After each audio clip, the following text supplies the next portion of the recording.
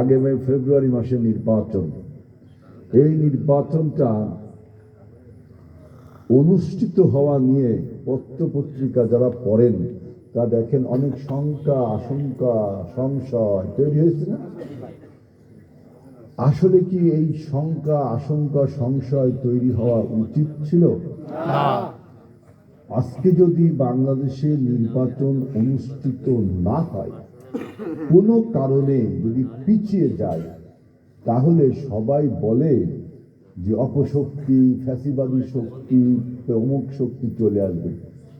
আমরা যারা রাজনীতি করি, আমরা যারা রাজনীতিটা অনুসরণ করি, অনুধাবন করি, আমরা মনে করি যে কোনো কারণে নির্বাচন যদি 1 সেকেন্ডের জন্য পিছায় যায়, 1 সেকেন্ডের জন্য যদি পিছায় যায়, মনে করবেন আমরা আবার 71-এর পেছনে যেমন ছিলাম, তখন পাকিস্তানি পরাধীনতার শক্তি আমাদের চেপে বসেছিল।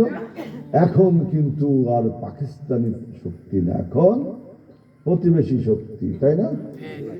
তারা কিন্তু আমাদেরকে করদ রাজ্যে পরিণত করবে। এবং অন্য অন্য যে রাষ্ট্রগুলো আছে তারাও কিন্তু বাংলাদেশের সার্বভৌমত্ব, স্বাধীনতা এটাকে নিয়ে খেলাধুলা শুরু করবে। অর্থাৎ আমরা একটা মক্কেল রাষ্ট্রে পরিণত হয়ে যাব। উকিলের মক্কেল থাকে না? উকিলের কাছে মক্কেলের কি অবস্থা হয়? কি অবস্থা হয়? আজকে ডেট নেই, কালকে ডেট, এখন 500 দেন, তখন 1000, তাই না?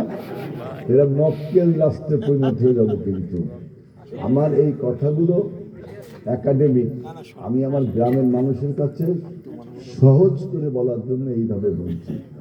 জান না কিন্তু এরকম একটা অবস্থায় পড়ে যাবো যদি 1 সেকেন্ডে যদি নির্বাচন পিছিয়ে যায়।